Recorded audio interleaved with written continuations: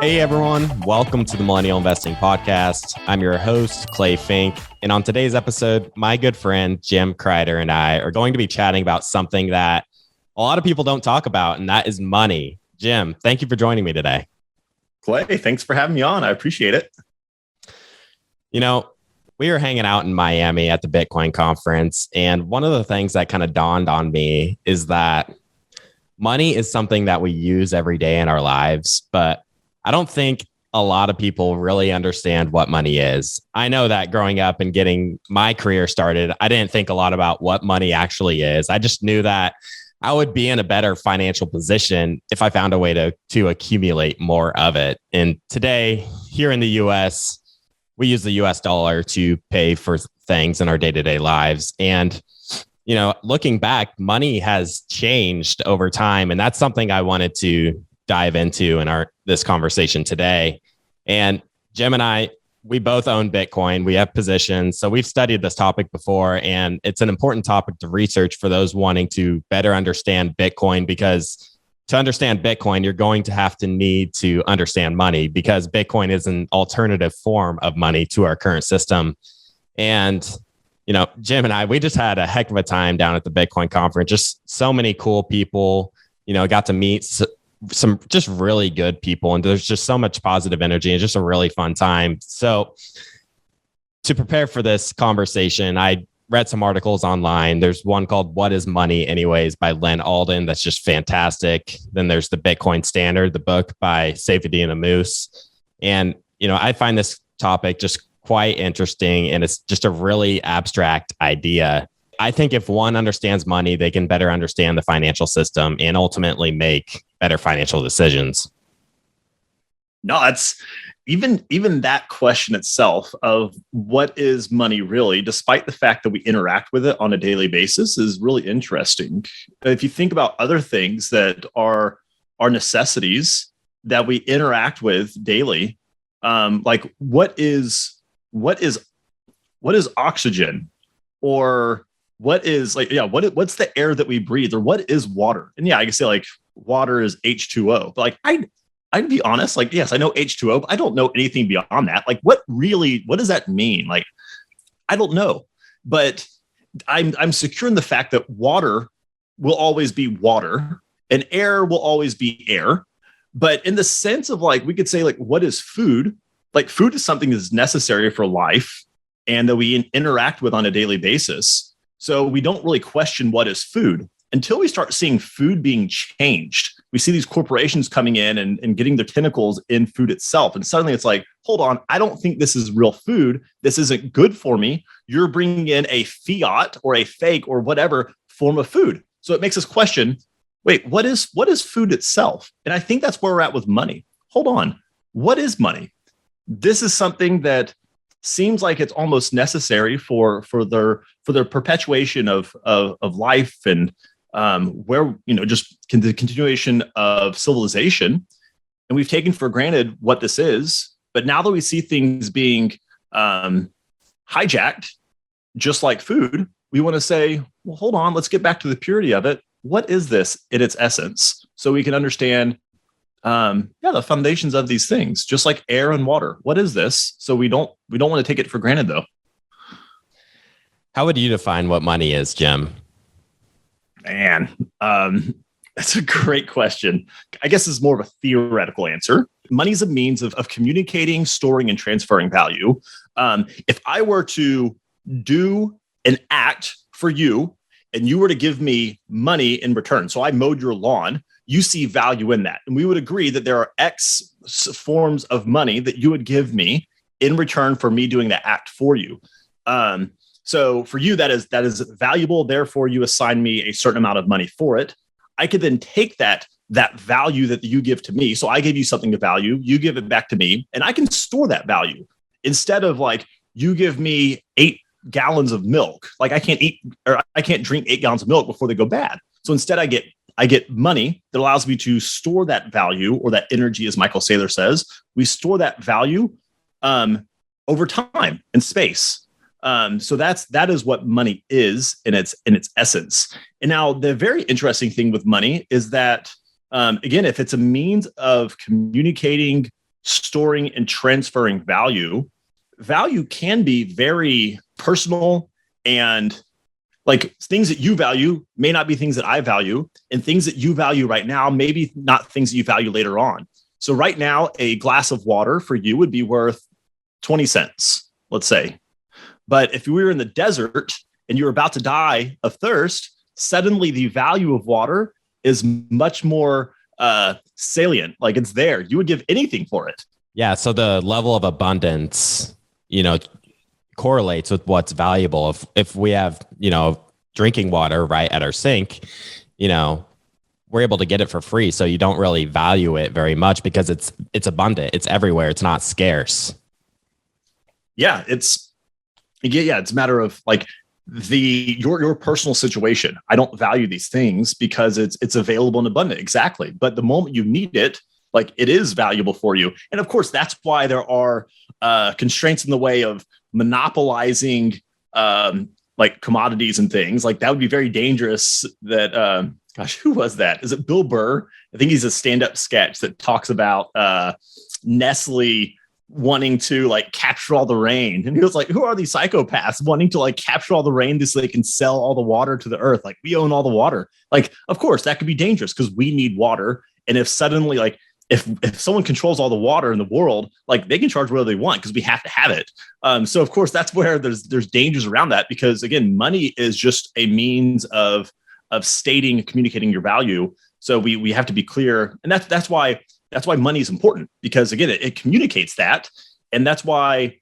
And we'll get into this later, I'm sure, but having mixed signals with the way that you use your money can bring in a lot of issues, like personally, maritally, societally, because money, again, expresses value. And if my money is not being used in a means of something that I believe is valuable, then suddenly there's a contradiction in my lifestyle. And I am suddenly, I'm using an expression of value in a means that doesn't actually suggest what I actually value truly. In researching this topic, what is money? The simplest definition I could find is from Robert Breedlove, a legend Bitcoiner. He uses the definition of money as a tool used to move value across space and time. And you alluded to this definition. You and I, we work to perform a service. So someone will pay us for that service. Like in your case, it's financial advising, and they'll pay a certain dollar amount or Bitcoin amount or whatever you're charging for that service. And the money you receive represents the work that you performed. I know that sounds super obvious, but I don't think a lot of people have boiled it down to that simplest form. I think it's also important to understand that different types of money are better at different things.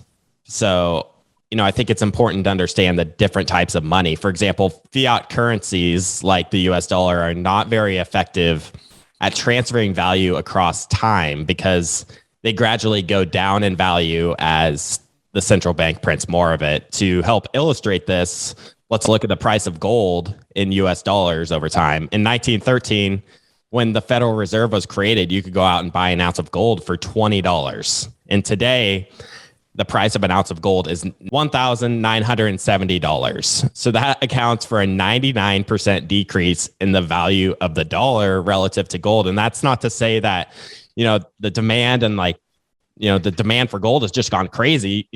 That ounce of gold is the same thing it was back in 1913. It's that they've just created so many new dollars, and a lot of that is just created through like new debt in the system. Like interest rates are so low today, so it incentivizes people to take on debt, and that increases the money supply. So there's just so many more dollars today that now you have to pay so much more for that same ounce of gold.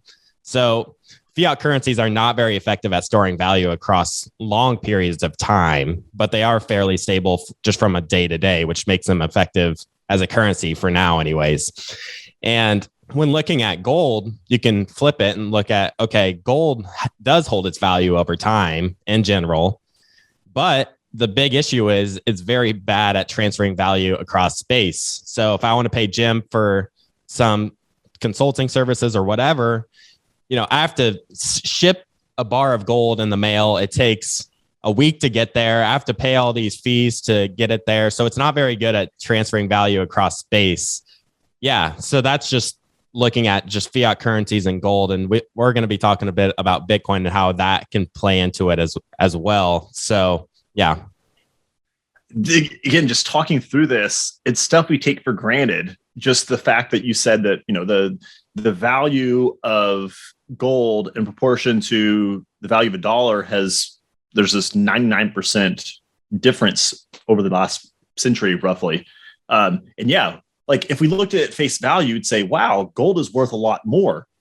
But is gold worth more, or is the dollar worth less? We have to look at the ruler in which we're using. Like, has gold itself has not changed. Like there's not that much more gold than there was previously. So actually that would mean that the gold itself has inflated a small amount.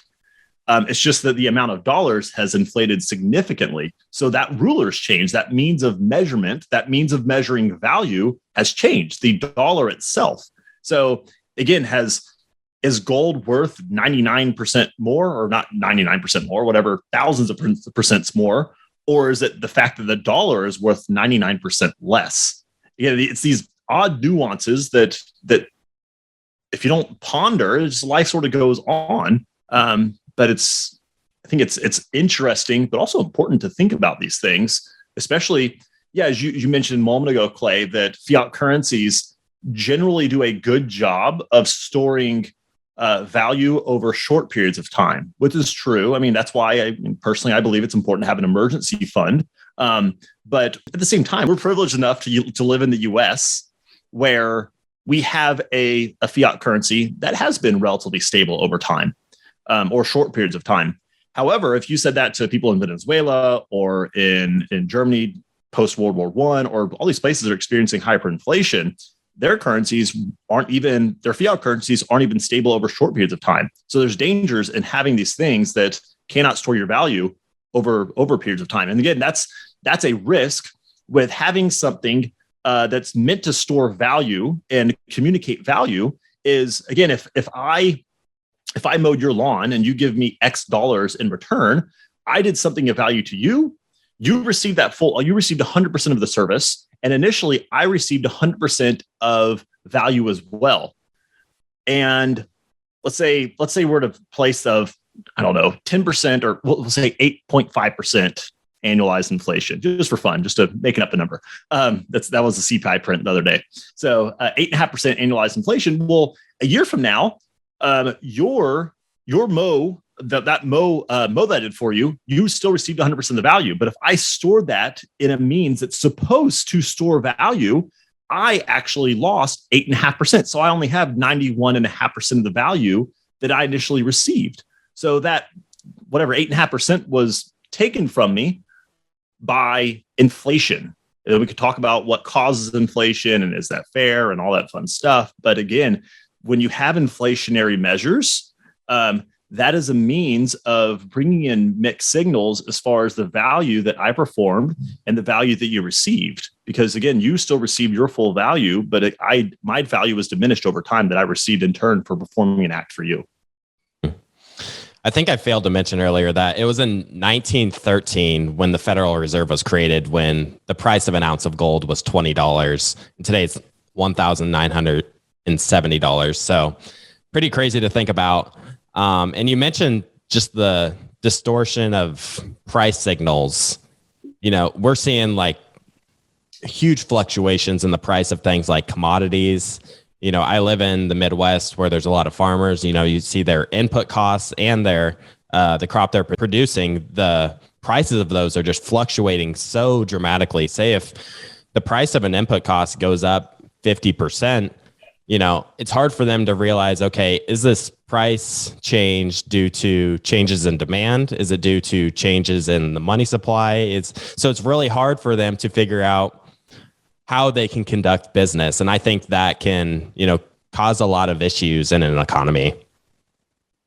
Oh, certainly. It's hard to even fathom the changes we would see in a society if we had money that was secure and stable over prolonged periods of time. Of course, so I live in Central Texas. There's a lot of people, seems like most people are moving here right now. So of course there is a odd amount of demand versus supply. but like my house appreciated by roughly, I would argue probably about 50% last year. My town, the average house appreciated by 33% last year. I don't think all 33% of that is because of a supply versus demand issue. I think a significant amount is because of the money issues themselves. So in saying that, it's hard to even fathom the difference we would have as a society if money was stable. Like if I knew 3 years from now I needed to buy a house and I needed a down payment of $30,000, I wouldn't have this issue of, well, I can save whatever, $10,000 a year for the next 3 years. Therefore, I'll have a down payment. Instead, right now, we're speculating on, well, how much will house prices change because of the Federal Reserve makes this announcement? And if I only can save $10,000 a year, that equals $30,000. But if the house values go up to double, therefore I need $60,000, I have to invest. How much risk should I take in investing? Do I put that in stocks or bonds? Do I buy Bitcoin? Do I hold it in cash? It makes things so much more complicated. And that's all because money itself is not secure. It opens up this can of worms as far as storing value and growing your value in tandem with the things that you want. Because again, money is a means of communicating things that are valuable to you. And for you, maybe having a house in 3 years is valuable. So you need to have an equivalent amount of money to be able to exchange for that house that you find valuable. But again, if the means of which you are storing your value is subjugated over time, then it'll bring in these mixed signals as far as the alignment of your money, your means of storing value, and the thing that you are placing value in the situation, a house in 3 years. Brilliant points. Let's transition to talk a little bit about the history of money to help us figure out how we got to where we're at today. Humans originally started using bartering to conduct trade. So if I had chickens and Jim had wheat, then we could just make that direct trade of chickens for wheat to get what we wanted out of that trade. Once humans had some sort of money to facilitate trade, they figured out that people could specialize and economies could become much more developed. And money just allowed for that development. In studying money, probably the two most important properties of money originally were that money was durable, or it doesn't corrode over time, and that it was scarce. If money isn't scarce, then someone would be able to create new units of that money and dilute the value of the existing holders of that money. And this is something you'll find time and time again throughout history. And it's also happening today with the fiat currency units being created by the central bankers. And Seyfedin Amous in his book also talks about how money has three primary attributes. That is, money is a medium of exchange, or it's used to facilitate transactions. It's a store of value, which means that it generally holds its value over time. And lastly, it's a unit of account, meaning that is what goods are priced in, essentially. Over time, a number of things have been used as money. Humans have used seashells, salt, cattle, beads, large stones, gold, silver, and many other forms of money. And I'll be getting to a story about large stones being used, which I think is really interesting. Seyfedin talks about the story in his book where there's these people on this island called the Yap who use these gigantic, large limestones that weighed up to thousands of pounds as money. These stones were called rye stones, and the Yap Island was this tiny little island east of the Philippines and south of Japan. These explorers found these limestones on another island that was hundreds of miles away. So since these limestones couldn't be found on the Yap Island, this made them very scarce and a reliable store of value over time, because people knew that someone wouldn't be able to just dig up a bunch of these new stones and dilute the value of the existing holders. So the people on the Yap Island realized that it was a better way to facilitate trade using this form of money. And they selected these rye stones, around 500 years ago. A lot of these stones were so large and they really never even moved the stones. The community just realized who owned which stone, and they facilitated the value, who owned what that way. And since these were relatively scarce and accepted by the Yap community, they would continue to be effective as money. And this happened for centuries, and it worked very well for them. And that was once until 1871, an Irish American captain named David O'Keefe stumbled upon the island, and he discovered that the island had a very large supply of coconuts, and he wanted to buy these coconuts from them and sell them to coconut oil producers elsewhere. But David's problem was he brought in this foreign currency, and the people there didn't value the currency at all. They wanted yapstones. That was their money, and that's what they valued in facilitating trade. So David just didn't stop there and stop with the answer of no. He went out to the other island, hundreds of miles away, and he had technology available to, create essentially new rye stones so he could go and buy the coconuts that he wanted. And so David showed up to the Yap Island, and many people on the island got upset because David showed up with all of these rye stones to try and buy coconuts. So they told him, hey, you produce these too easily, and we aren't going to accept these. But some people eventually did give in and sold them coconuts because they had these rye stones. So they had these issues of, these old rye stones that had quote unquote value, and they had these new ones where some people valued them, some people didn't. And eventually, the rye stones eventually failed as money, and they had to move on to some other new money. So it's just an interesting story how some actor outside of their economy comes in and just floods the system with new forms of money, and that ends up diluting all the existing holders of that money. And one thing I found interesting about this is that the rye stones had zero utility. They were 100% used as money. They couldn't be used as anything else. Whereas you look at something like gold, it has this utility value. It's used in certain types of industrial uses, or maybe used as a jewelry. So, that's one thing that someone like Peter Schiff argues with Bitcoin. It has no utility value.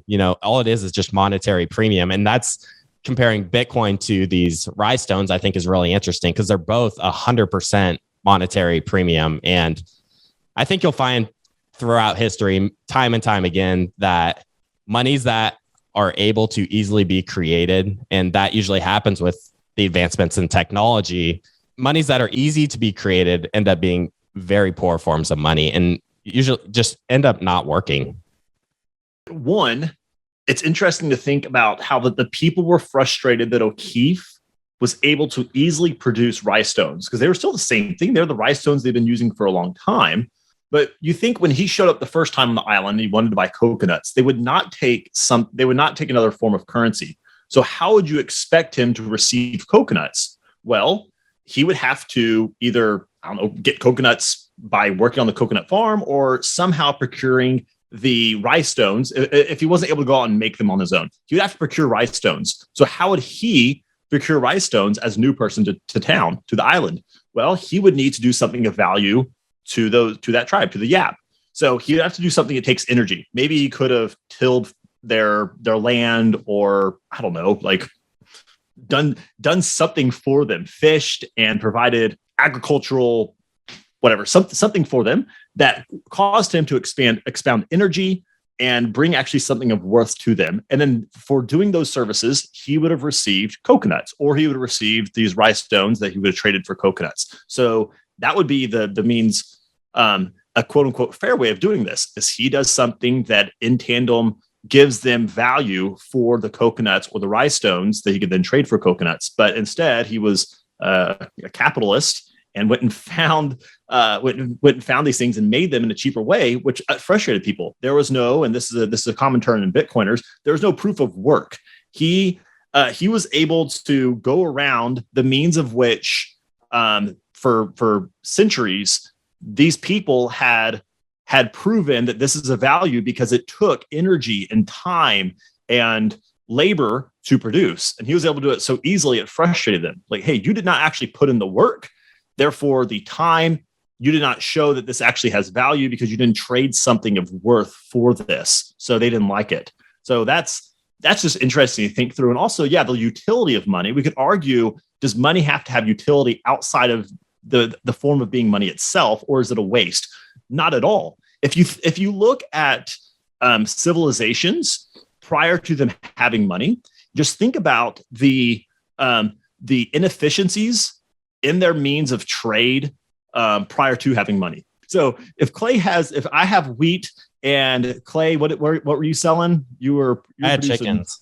You had chickens, yes. So if Clay has chickens and I have wheat, and I want some chickens and he wants wheat, we can decide upon a fair amount to trade. We bring in a third party here, and maybe they each want wheat, but they don't want Clay's chickens per se, and maybe I want some chickens. Well, then Clay has to find a way of getting the third guy wheat in trade for his chickens. So then he has to come through me to facilitate trade. Now take that out to an entire group of people. How do you make sure that each person gets the thing that they want without having this web of transactions? That's what money does. And the better the form of money, the more clear those signals of communication are. Because again, money is a means of communicating value over space and time.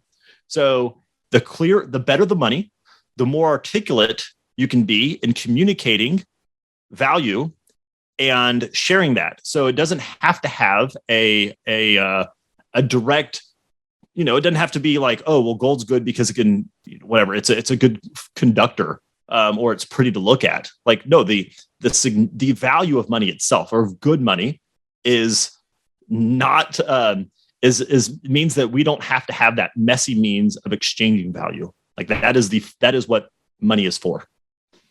Yeah, and I think you'll find time and time again throughout history that just stories similar to the Yap Island, money has to be difficult to produce. History shows that the money that has lasted the longest were those that were the most difficult to produce. And that is why gold and silver were money for thousands of years. Despite any new technological innovations over the last century, gold has generally had its supply increase by 1.5 to 2%.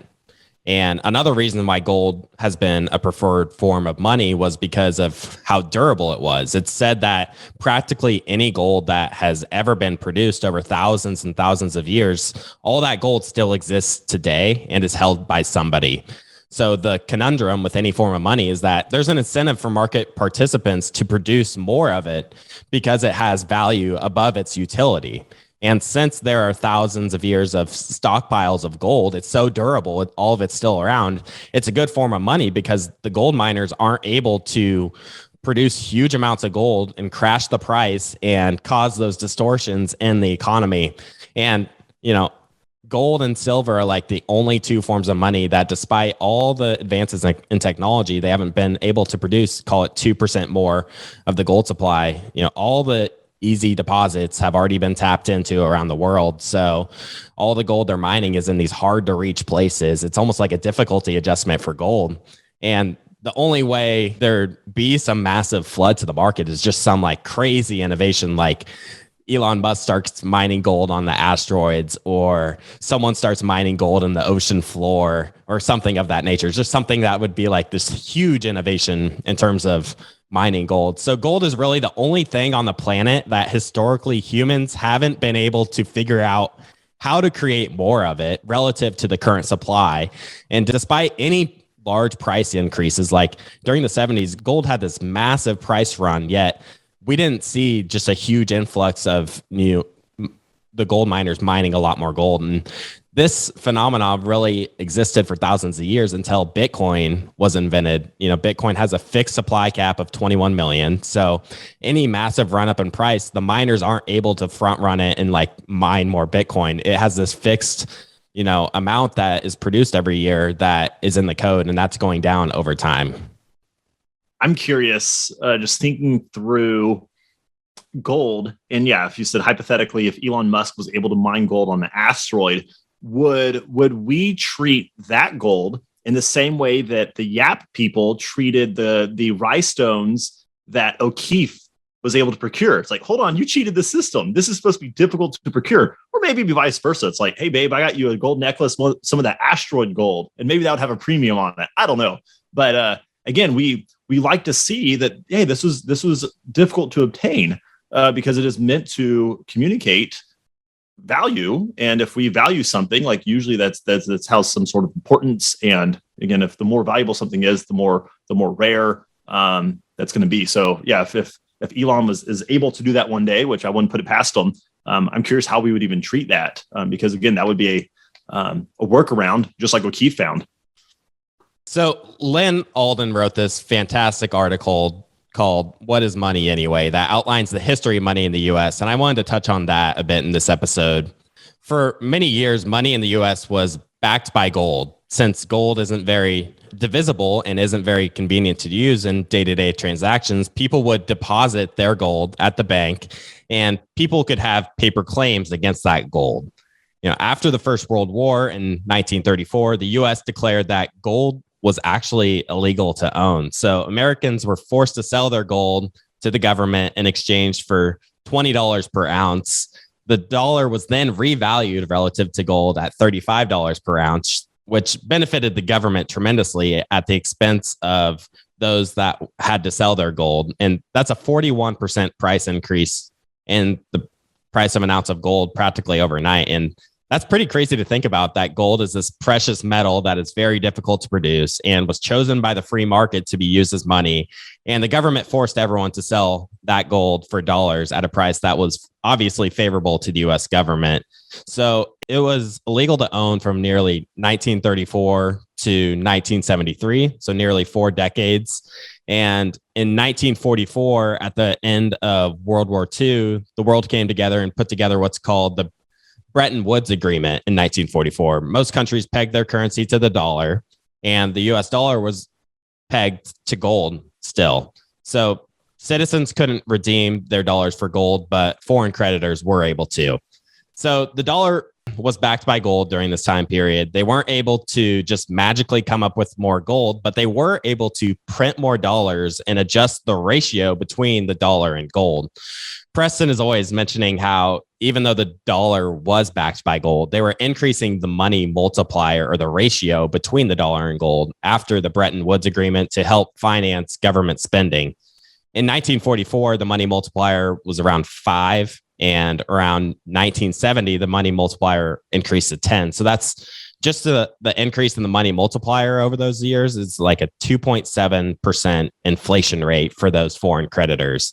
Then we had World War II in the early 1940s, and the US government no longer had enough gold to back all the dollars that had been created over time, since they were financing the war, paying for all these, had all these increased liabilities. So inevitably in 1971, we had what's called the Nixon shock, where US President Richard Nixon announced that US dollars were no longer convertible to gold for foreign creditors. So essentially the whole world was backed by the dollar.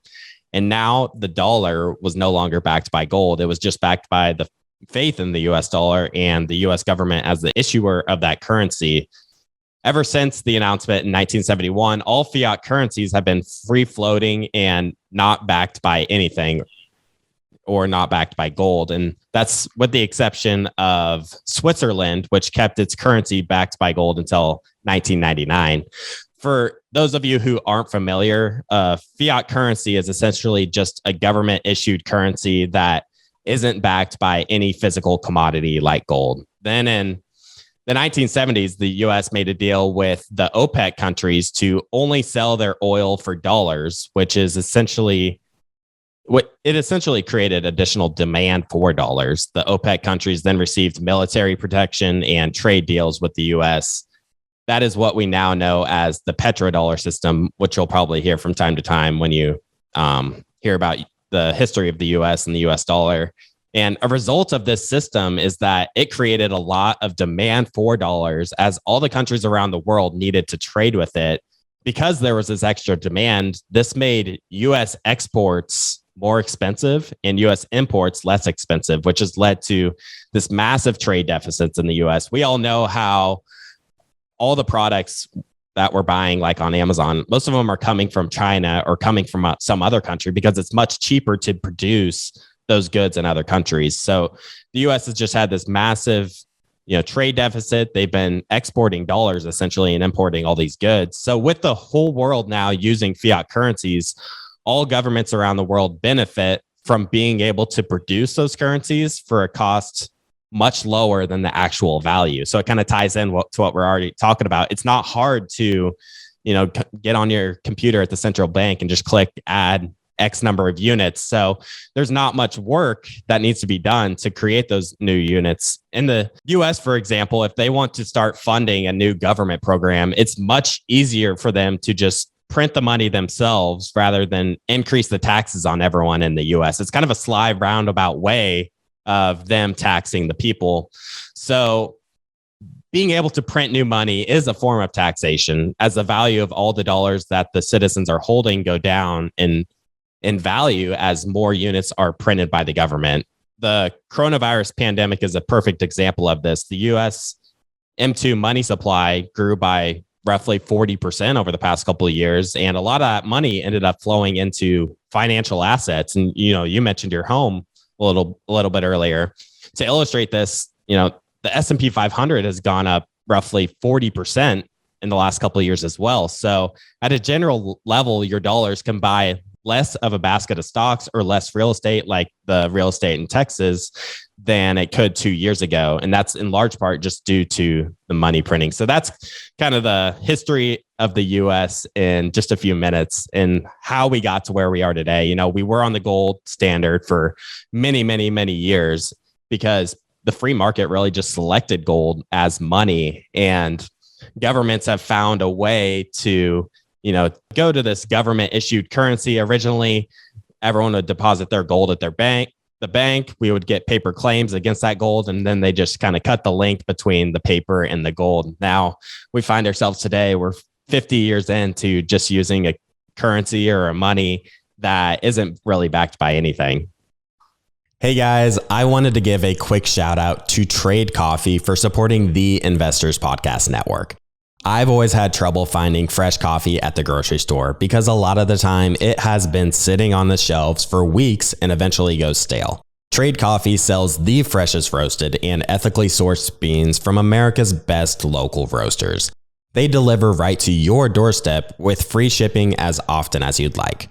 I got started with Trade by taking their simple quiz online. It was super easy as they asked me a few questions such as how I make my coffee, whether I'm a coffee expert or beginner, and if I add milk or cream to my coffee. The results matched me with the Nebula Dark Roast, and let me tell you guys, I cannot get enough of it. It was roasted right here in the US in Oakland, California, and it has a comforting and rich taste with added honey to help me satisfy my sweet tooth. Another reason I love Trade is because they support small businesses and ensure they're sourcing their beans from sustainable sources. Trade has delivered over 5 million bags of fresh coffee, and they have more than 750,000 positive reviews. If that isn't enough for you, Trade literally guarantees you'll love your first bag too, or they'll replace it for free.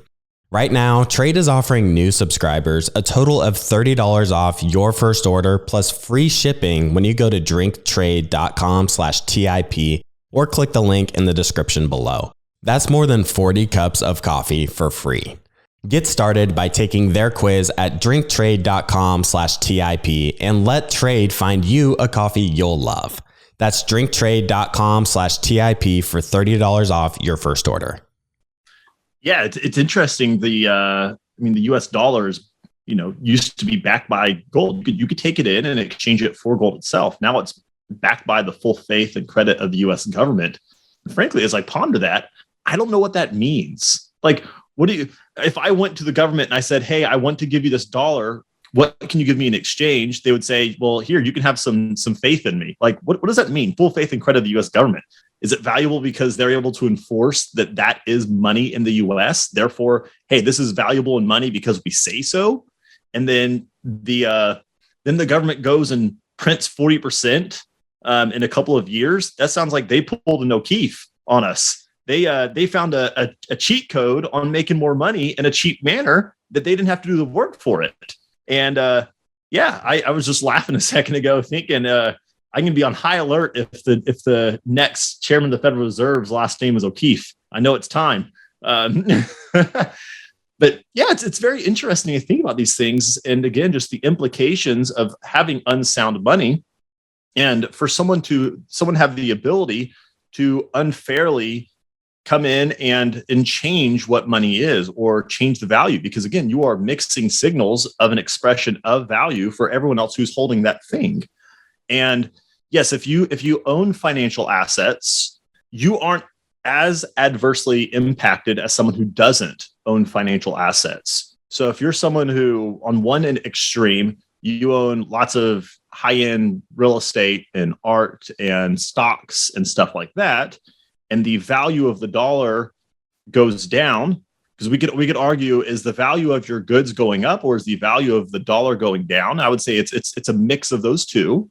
Right now, I'd say it's disproportionately the value of the dollar is actually going down, but it's a mix of those. But again, if you hold those things, like perfect, you just maintain your purchasing power because you held your value in those goods that are more inflation resistant. Versus on the other extreme here, if you're someone who lives off of a fixed income and doesn't have any assets, and your fixed income it's $5,000 per month, and you need $5,000 per month to live your lifestyle, but you don't own any assets, and then the cost of the things that you need to survive goes up by 30%. Like my grocery budget's up about 40% over the last year. And that's, well, partially because my kids are growing, getting bigger, and they eat more, and they feed a significant amount of their food to our dog.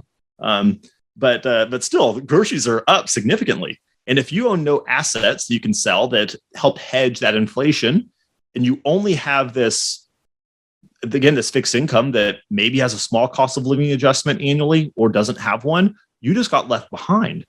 And things are getting worse for you. And that's where inflation is taxation disproportionately on those who do not own assets. You can take it even a step further. If you own assets via credit, or especially cheap credit that is not marked to the market, then you are even further ahead. Like if you in a place that experienced hyperinflation, let's just for fun said that you owned a 100,000-acre ranch in Venezuela, and I don't know, I'm just gonna make up numbers. Let's say you owed $1 million for that ranch, Venezuelan dollars. Okay, so you owed 100 million Venezuelan dollars for this ranch, and that would usually be 100 years of work. Okay, well, the Venezuelan dollar becomes worth 100 or 99% less. Well, suddenly you're able to pay off that ranch with, 1 year of work, a few months of work versus 100 years of work. So you just benefited disproportionately compared to others. You actually just procured this amazing ranch for 1 year of work versus the 100 years of work you're supposed to do. So again, the value that you put in was disproportionate to the value that you received, because money itself, which is supposed to communicate those things, is supposed to be a clear signal of communication, was hijacked by bad money.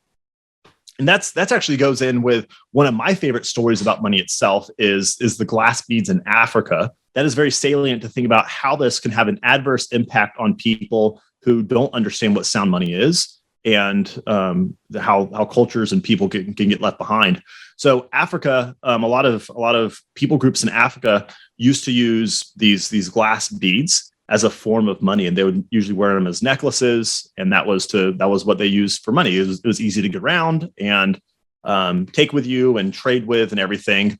And glass at that time was difficult to make, so it wasn't highly inflated amongst those cultures.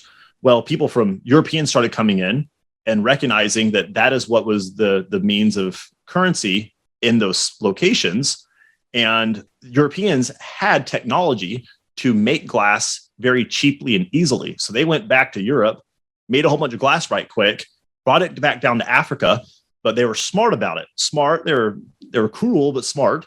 They went just village by village. They didn't display it, let everyone know, hey guys, we're loaded, because people would have caught on to that. They went from village to village and they were quiet. They started buying assets, these valuable assets for this money that was not as valuable as the people thought it was. They knew it wasn't valuable. The people didn't know that yet. So they would trade. Hey, I will buy your farmland for X amount of glass beads. Oh, perfect. This glass bead communicates this value of farmland. That is a fair trade. So they would do that. They started buying assets. And they went from village to village before the people realized that the glass bead money had been inflated. And suddenly there's this trade-off of things of true value with an inflated, worthless form of money.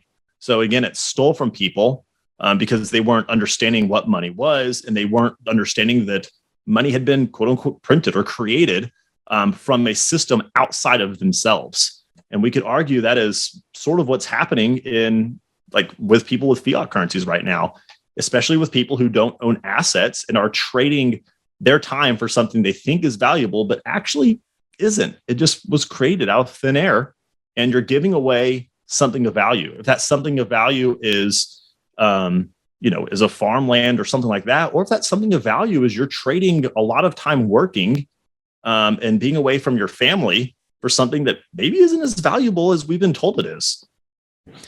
Yeah, you mentioned some fantastic points right there. I think one of the things I took note of is that we're seeing the financialization of, or just a monetary premium put on all these assets. So like I mentioned, how Bitcoin is pure monetary premium. People that understand the dollar is falling in value over time, they're doing everything they can to get out of dollars, especially right when they get it. They get their income. They're like, yeah, I'm going to put like 20, 30, 40% of my paycheck, every single one in the stock market. They don't even look at the value of the stocks. They don't look at if stocks are up or down. They just know that stocks over the long run will go up as the dollar goes down in value. Other people do that with maybe real estate or other asset classes, like you mentioned. Another interesting thing to think about is that it actually incentivizes people to take on debt, like you're saying with the Venezuela example. You listen to some finance people like Dave Ramsey. He's like, avoid debt. Don't get into any debt. Debt is bad. The borrower is slave to the lender. But when the dollar or just the money is falling in value fast enough and you're able to get a loan, say you're able to get a loan for real estate for 3%, and the dollar is falling in value at a rate faster than 3%, then all of us are really incentivized to take on a loan for 3%, go and buy a house, rent it out, cash flow it. Then your house's value goes up over time, and the value of your payments is going down over time. So, it creates these poor incentives in an economy. And you think back to, say, 2008, the banks were just giving out loans to anybody and everybody, and they knew they were, quote unquote, too big to fail. So it creates these incentives all across the economy that can, really hurt a lot of people, in my opinion.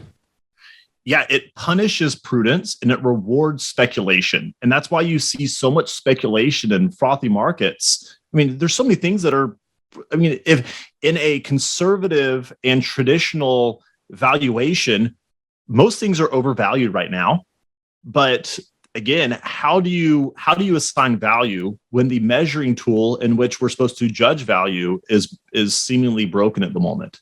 So that's where speculation comes in, and why real estate costs multiples more than it did in 2007. And the stock market is outrageously, trading these outrageous prices. And in fine art and wine, there's so many interesting things that people are just buying as a means of speculating and trying to store their value in, because they don't trust the dollar to actually store that value. Well, I got plenty of questions for you about Bitcoin. You're thinking about this all the time. You're talking with many people. Bitcoin, like I mentioned, is pure monetary premium at its current value today. And it doesn't produce any cash flows like, say, the stock market or real estate. It's totally dependent on just what the market values it from day to day. So how do you grapple with this idea that Bitcoin doesn't have any intrinsic value, and how do you work through that with people wanting to invest in it? I don't see that as any issue. Again, going back to the value of money itself is not in its utility, or what people would consider utility, like gold, it being pretty to look at, or it being a good form for teeth filling or whatever. Like that is not where I find the value of money. Like its purpose is strictly as a clear means of facilitating trade and communicating value, again, over space and time. Like that's its purpose. So I don't have any issue there. And I mean, really, the people who say that gold is valuable because it has these other properties, yeah, we could argue. Yes, again, if Elon Musk was able to mine an asteroid, maybe it would flood the market and hurt the value of gold on its means of trade, like as money. But it would help because more people we could use gold for its other use cases more so. It's like, yeah, there's that, but like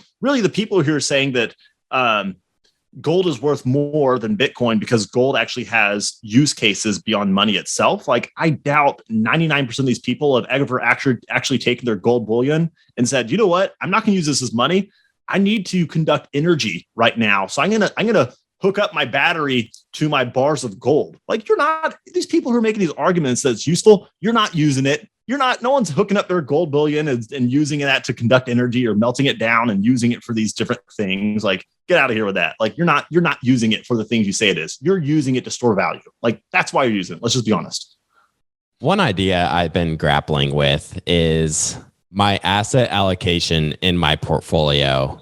You know, I'm a big fan of Bitcoin. You're a big fan of Bitcoin. You're heavily invested. And an idea you'll hear in traditional finance is that, you know, you need to be diversified. You need to have, you know, be in different sectors of the stock market. You can't have too much exposure to risky, quote unquote, risky assets like Bitcoin. So, you know, how do you think about diversification in a portfolio? Diversification serves multiple purposes. One, we could argue whether or not diversification is a means of growing wealth. I would say that the fastest, this is not a guaranteed way of growing wealth, but it is more speculative. But the fastest way of growing wealth is through concentration. Most of the people, the wealthiest people in the world, did not achieve their wealth by investing 10% of their paycheck into a 401k and buying a broadly diversified portfolio. No, they usually did this by starting a business, which is a highly concentrated position. They're putting their time and their money into a single business. That's like me going and buying 100% of one stock. Like that's what a business is. Like that's what owning a company stock is. You're investing in that business. So if you're a business owner, you're investing strictly in that one business. And that's how the vast majority of highly wealthy people achieve their wealth, is through concentration. Now, I'm not saying that's the right thing to do, especially for most people. But again, we have to call a spade, and concentration generally leads to higher wealth if you make it through the scathing fires of concentration. So you have to be aware of the risks there. Now, on that same token, diversification is a phenomenal way. Historically, it's been a phenomenal way of achieving a relatively consistent means of growing wealth over a prolonged period of time at a relatively expected rate. So that's nice. Also, it's a great way historically. Again, I don't know, it's past performance. Who knows what happen in the future? But it tend to be a great means of preserving wealth. If you had all the money you need to do everything you want in life, it would be foolish to just keep all of your value or all of your worth in one thing. You want to preserve that. So you're going to buy lots of things to reduce that risk of that wealth being stripped away because one thing fell.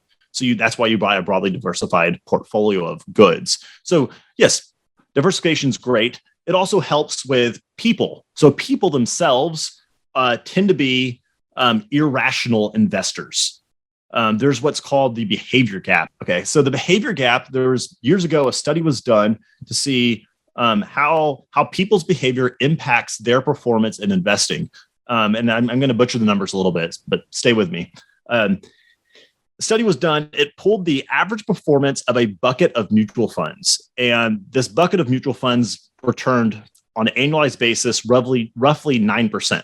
So those were the funds. Okay, well, then they pulled a group of investor returns. These investors invested in these same mutual funds that achieved 9%. But these investors, over that same period of time, achieved an average annualized 7% rate of return, roughly. So how do people have a underperformance by 2% per year when they invested in the exact same things that achieved a 9% rate of return. That can only be accredited to the people. It wasn't the investments. It was people's emotions. We are irrational and we're emotional when we invest. We talk to our neighbors at a barbecue or whatever, our crazy uncle at Christmas, and they say, hey, you should buy this thing because it went up a bunch. We hop in, it starts going down, we freak out, and we sell. So we do these things that lead to poor rates of return. And that's where you see this behavior gap.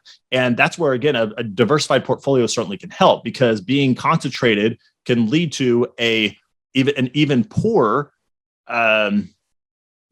behavior, like again, even poor behavior gap there. Because if you're in something that's moving by 10, 20, 30% per year, you might freak out.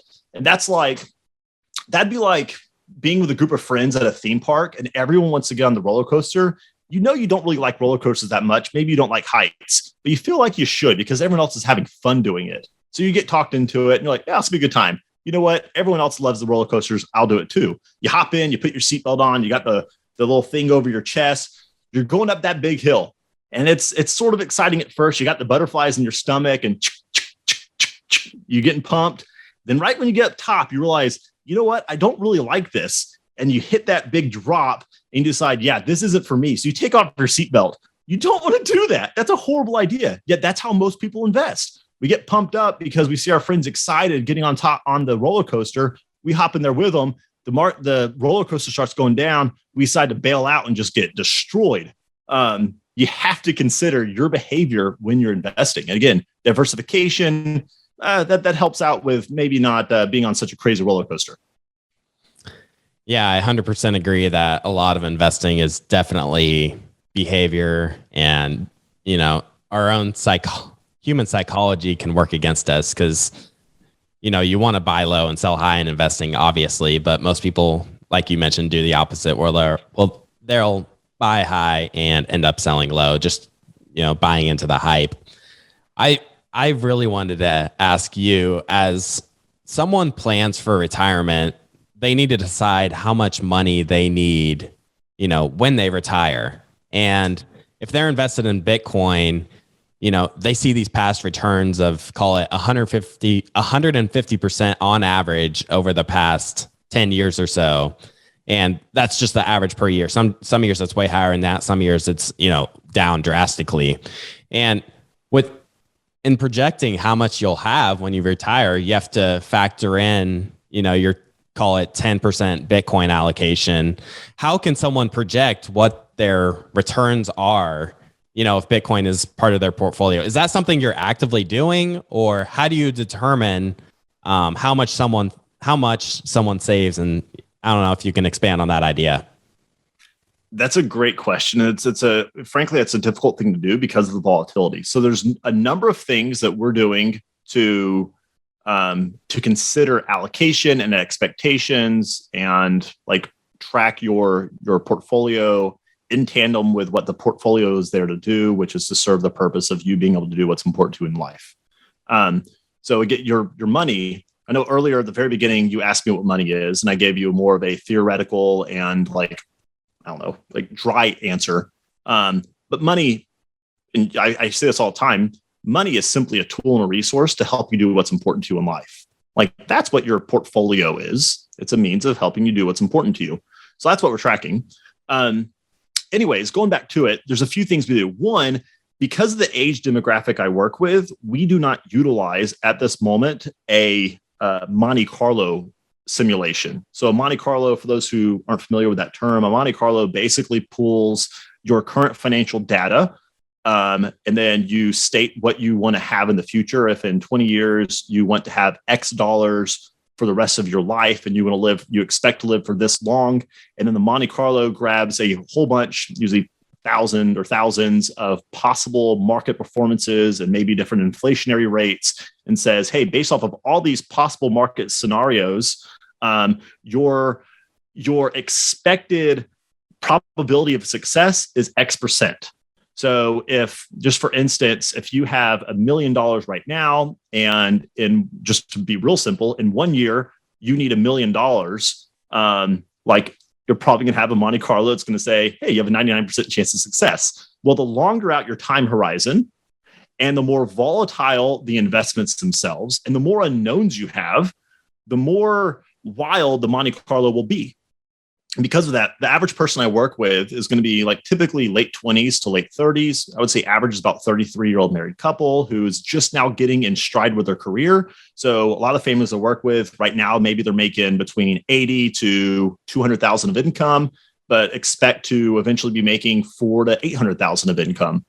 Well, how on earth are you supposed to consider that with a Monte Carlo projection? Or how do you consider the fact that right now you're employed, but you're also starting a business that there's a very good chance that you're going to be able to sell for $3 million when you're 46? How do you consider the fact that right now that Monte Carlos have been using a set 2.5% to 3% inflation, and now CPI is 8.5%, and I would argue that inflation is far higher than 8.5%. How do we consider that? How do we consider an investment that has grown on an annualized basis of roughly 150%? So we don't, this is a long answer. One, we don't use Monte Carlos. So what do we do? Well, one, we track on a very regular basis your net worth, but also how is your net worth serving the purpose of your financial independence? And what I mean by that is net worth is obviously just your balance sheet of assets versus liabilities equals net worth. That's good to track. However, it can be that can be deceiving. Like if you have a net worth that is primarily concentrated in a corn field farm, if Clay's just laughing. So if your net worth is primarily in a corn farm, and you want to retire, but you don't want to sell that asset, you want to leave it to your kids, it's going to be difficult for you to actually understand how your net worth is serving your ability to retire. So we take it a step further and we look at, I just call it your financial independence number. So what we do there is first off is fixed income during financial independence. So that's going to be if you own rental properties or oil rights or a trust fund, or even if Clay, you said, hey, Jim, I want to quote unquote retire at 45, but between 45 to 65, it would be amazing to be a barista at a local coffee shop. We would take a super conservative number there. We'd say, perfect. If that's what retirement is for you, you're still working a little bit. We'll say you'll earn X dollars. We'll plug that in for fixed income in financial independence. So we take that number and then we do a 4% distribution of investment assets plus cash. That's going back to the Trinity study or the 4% safe withdrawal rate. We add those two together. Then we take your desired income during retirement or financial independence. So Clay, for right now, let's just say that you had $10,000 of fixed income through a rental property. You had $1 million portfolio. So a 4% distribution rate is $40,000. So you have $50,000 of fixed income plus a 4% distribution. You want $100,000 during retirement. So right now you're at a 50% financial independence number. Okay. So that is something we track on a very regular basis. Are you trending to reaching financial independence? Now, the good thing there is that your financial independence number is going to change over time. Your assets are going to change. Your fixed income amounts are going to change. And also your amount that you need to live the life you want when you're retired is going to change as well if we're tracking this on a regular basis. So we're going to be able to see in real time, are you trending in the direction of getting to 100% financial independence? So we don't use Monte Carlos. Instead, we track on a very regular cadence of seeing, are you trending towards this financial independence number? Gosh, what else? We put a heavy emphasis on behaviors we can control. So increasing your savings rate, increasing your earnings potential. We try to be... The best thing that you can do about your financial situation, especially during frothy times, is just be flexible. So we're not trying to count on, we don't count on Bitcoin performing 150% per year. That would be a horrible idea. I hope it happens. The way I'm invested says, boy, I'm betting big on this, I guess. That's not something I'm riding on. Like personally, I am highly, highly allocated to Bitcoin and that space, but that comes with my risk tolerance. So risk tolerance is how much risk can you stomach taking? Again, that goes back to the roller coaster. Are you okay with going down those big drops? If not, let's put you on a different ride. So that's risk tolerance. Also, I have the risk capacity to invest in aggressive assets. Risk capacity is actually your ability to take on a certain amount of risk or even not take on a certain amount of risk. So if you're a newborn baby, you literally don't have the capacity to be on a roller coaster. Maybe you're the bravest newborn ever and you want to ride the roller coaster, but you can't. It's too dangerous for you. In the same way, someone who needs a certain dollar amount during retirement, they don't have the capacity to invest in something hyper aggressive, or at least in a concentrated manner. In the same way, vice versa, if Clay, you're young, if you wanted to save for retirement strictly through holding your value and your money via the US dollar, you don't have the capacity, the capacity to do that. You would have to save more than 100% of your current income in order to be eventually financially independent, just because the deflationary characteristic of the dollar. So you don't have the capacity to do that either. So we look at risk tolerance, risk capacity. How do I do that? I have that capacity because of my earnings rate, my very high savings rate, and then just my personal future position. So that's how another way we look at those, monitor those conversations or have those conversations with families that we work with. Gosh, that was a long answer. Sorry about that. No, I love it. I think something that's also important is that you're building a business and that business has value. So you're earning income from that business, but the equity value of that, as your income grows, the equity value of that business is going to grow as well. So come retirement time, if you decide to, retire, go off to the beach or mountains like you like doing, whether Bitcoin performs or not is almost irrelevant, because that business will likely be able to provide whatever you need should you decide to sell it or, just delegate all the tasks to other people. Exactly. And that would go into risk capacity. Like I have that ability to take that risk. One, because I'm I have built my personal and my family's, our personal financial plan based off me not having to work by the time I'm 45. I'm 32, 13 years to not having to work and continue living the lifestyle that we want.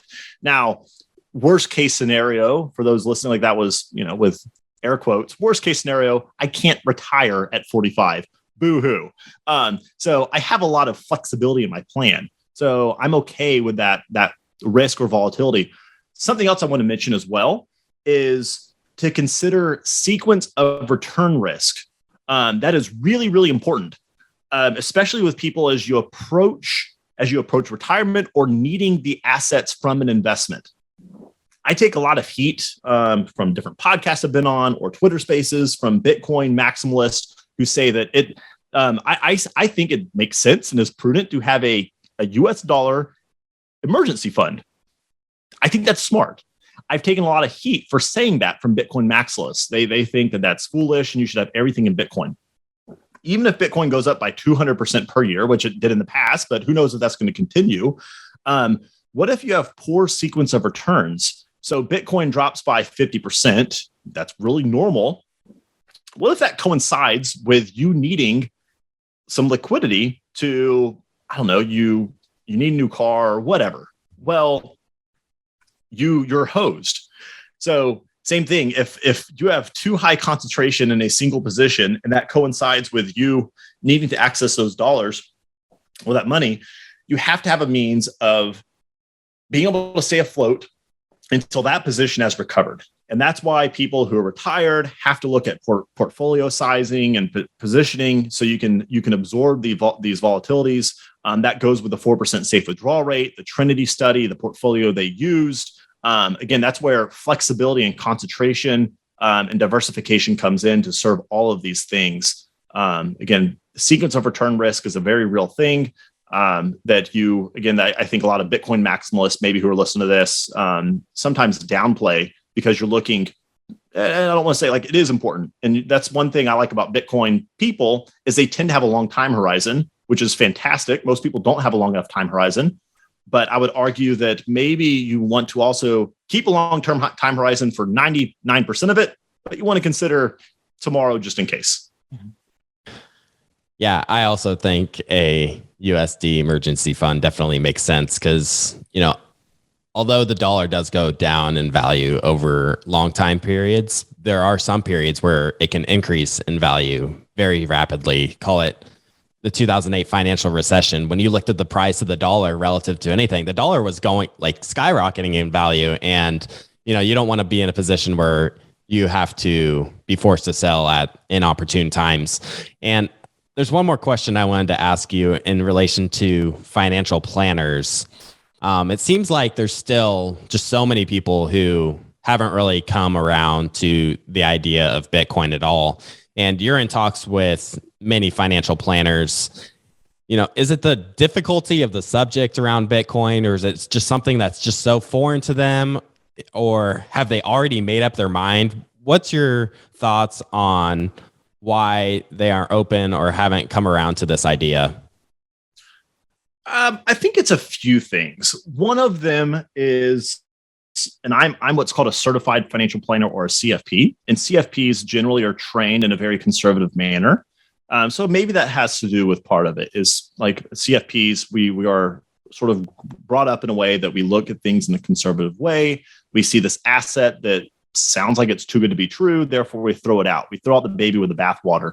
I'd say that's possibly one of the reasons. Two, financial planners, or at least the good ones, in my opinion, are busy trying to constantly learn about tons of new things. Like a lot of people on the outside the industry, they think what I do is investment management. Investments is probably the smallest and most commoditized part of my job, actually, even though that's what I spend a lot of time talking about on podcasts. That's actually relatively commoditized. So me and my CFP cohorts, we're constantly staying up to date on tax legislation and estate planning and insurance and all these parts of your financial life. So reading up on Bitcoin is not necessarily top of mind for most CFPs. They're trying to stay on top of a ton of other things as well. So maybe, and this is why I found a lot of conversations I've had, the last thing that these financial planners read about Bitcoin was maybe an article in 2017 saying that by 2022 or whatever, Bitcoin's going to consume 100% of the world's energy. There was literally that's an article that I was quoted a few months ago from a colleague of mine. She was saying oh yeah, well, I read an article that at some time in the distant future, I was like, hey, that article said that right now I'd be using all the energy. So it's a lot of, I think that's part of it. I'll give them the benefit of the doubt, and it's saying that they're busy and they're trying to learn so many things. So they are wildly out of date on that. And also, I would lump in there as well diversification. We're trained to diversify. We're trained to make sure that people more so preserve their wealth rather than grow their wealth. That's what most financial planners work with. Most financial planners are working with people who are about to retire or just retired. They're trying to preserve wealth, not grow it. So they're incentivized to look at more diversified assets. So even if you throw in Bitcoin, it's usually in the same conversation as blockchain or crypto.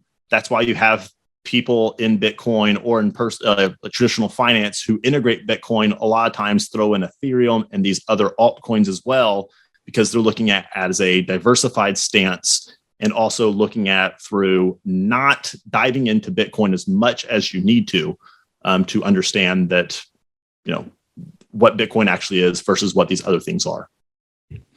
Jim, thank you so much for coming on to the podcast. This was one of my favorite conversations to date. So I really appreciate you coming onto the show, and we'll have to have you back on yet again sometime. This is your second appearance on the podcast. Before I let you go, where can the audience go to connect with you? Yeah, Clay, thanks again for having me on. It was fun. It was fun hanging out in Miami. I enjoyed it. If anyone wants to talk, you can go to my website. It's Intentional Living FP, as in financial planning, intentionallivingfp.com. On there, there's a link to my calendar. You can put 15 minutes on there if you want. If you have just a one-off question about Bitcoin or what is my 401k, or if you want to talk about working together, put 15 minutes on my calendar. I'd love to answer any questions you might have. You can follow me on Twitter. It's Jim Crider TX, as in Texas. Happy to talk with you on there as well. Awesome, Jim. Thank you. Thanks for watching. Make sure to subscribe and hit that notification bell so you don't miss out on our next podcast episode and new investing resources. What are your takeaways and thoughts about this discussion? Let us know in the comments section below.